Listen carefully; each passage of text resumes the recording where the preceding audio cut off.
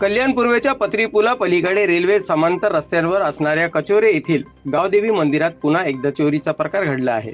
दोघा अज्ञात चोरट्यांनी काल दुपारी मंदिरात जाऊन देवीच्या चांदीच्या पादुका चोरून नेल्या आहेत। हा सर्व प्रकार मंदिर आणि परिसरात बसवण्यात आलेल्या सीसीटीव्ही कॅमेऱ्यात कैद झाले आहे। चोरटे आले, देवीची पूजा केली आणि शुक्रवारी दुपारी 1:15 ते 2 वाजल्याच्या सुमारास हा प्रकार घडल्याचे सीसीटीव्हीच्या माध्यमातून दिसत आहे।